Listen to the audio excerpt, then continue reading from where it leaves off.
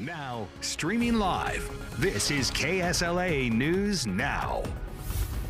Well, thanks for joining us. You're watching KSLA News Now. I'm Jeff Horchak. Here are top stories tonight. After nearly 6 decades under a federal oversight, the DeSoto Parish School Board is back in full control. A federal judge has lifted the 1967 desegregation order following legal action by the U.S. Attorney General's office and the Department of Justice. Officials say the district has seen no disputes for the past decade, paving the way for local governance as originally intended. Now, the school board now holds full authority over its schools for the first time in 60 years.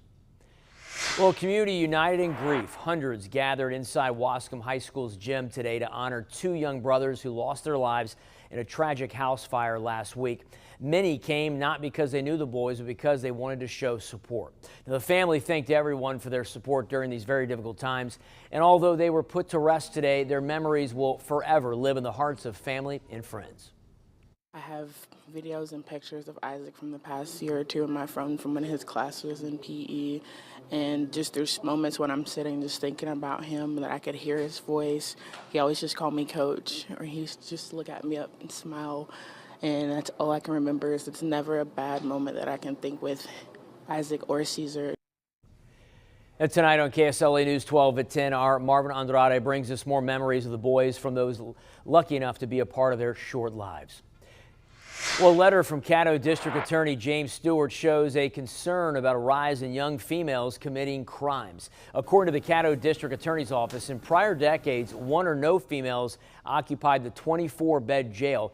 But in 2025, almost half the inmates at any given time are female. That's according to the DA and the Shreveport Police. Now, more young girls, they say, are being disobedient towards authority, fighting, and committing domestic abuse. The DA Stewart directly connects this to the closing of the Johnny Gray Jones Youth Shelter, which used to house runaways and kids committing low-level crimes. Since its closure 2 years ago, teenage girls can no longer receive counseling, but instead are prosecuted and sent to jail.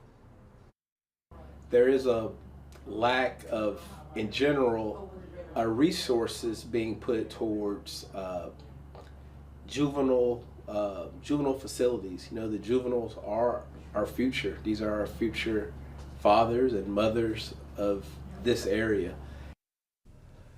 As of right now, there are only a few resources working with the justice system. Coming up at 10, we speak with one nonprofit working directly with troubled juveniles and possible solutions.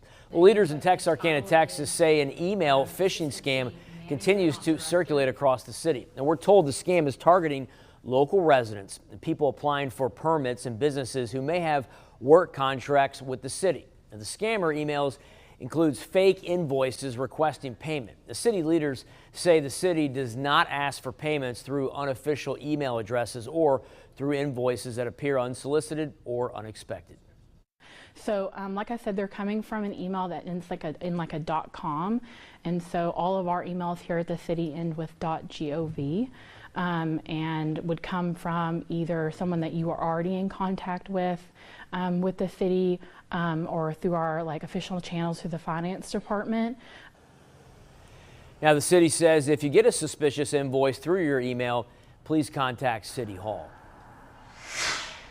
Well, those of you on the Bossier City water system can start looking for higher water bills this month. The city is reminding its water customers that a 2% rate increase went into effect on January 1st.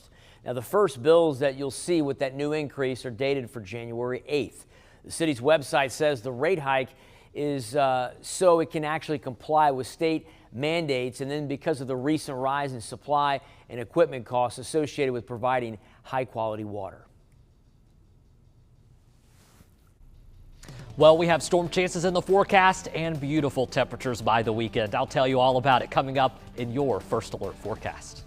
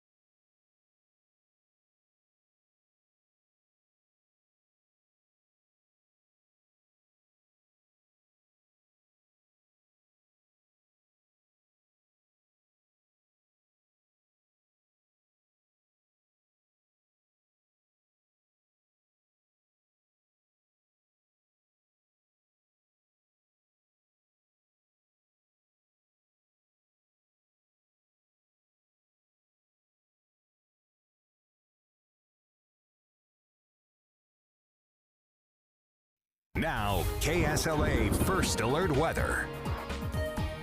Well, I'm tracking our next weather maker that'll be bringing us rain chances on Thursday and Friday. For Thursday, we're just talking some light hit and miss rain. No real threat for severe weather across the Arklatex, but Friday is where that does change. Now, behind those storms on Friday, we'll have a cold front pushing through, finally bringing some much cooler weather to the Arklatex just in time for the weekend. So let me catch you up to speed. Friday severe weather outlook a little bit higher across northwest Louisiana. This yellow is a slight risk, level 2 out of 5. The green is a marginal risk, or level 1 out of 5. Now, if we see some stronger storms out there, the main concerns will be gusty winds as well as hail. However, especially here in this slight risk area, an isolated tornado or two cannot be entirely ruled out. Let's talk timing for Friday. Friday morning, this is the latest timing. Just some light rain here across our southern areas. It's not until later in the day that we see that storm activity get going. Here's a look at future track. This is around lunchtime, and especially across Sabine, Natchitoches, Wynn, and back into the Arklamis. That's where we're going to have to watch the closest for a strong storm or two. You'll notice additional storms moving through the area as we go throughout the night. It says 9 p.m. there, but this is really your snapshot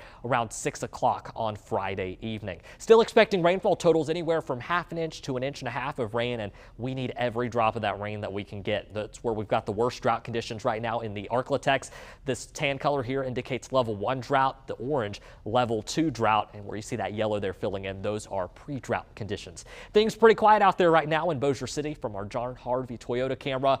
It was very warm out there today. Temperatures topping out in the mid to upper 70s, even low 80s out toward Longview. Some spots did not reach 70 degrees for the high today. These temperatures here will not change much throughout the night tonight. Overall, going to be keeping it very consistent there as we go throughout the next 12 hours. Let's go ahead and get a check here of your First Alert 7-day forecast. Some changes on the way. Again, you'll want that umbrella on Thursday and Friday. Temperatures a lot cooler, though, by the weekend. Highs in the 50s. We'll keep it in the 50s until next Wednesday. That's when we start that warming trend back up. We do also have a couple of chances there for frost or maybe even a light freeze as we head closer to next week. It's going to cool down this weekend a little bit. Yes, I'm looking forward to it. Going to have to grab the light jackets for the first time in a while. Absolutely. All right. Thank you, Jake. And thank you for joining us for a 9 o'clock Fastcast. You can join us for our next newscast coming up at 10 o'clock.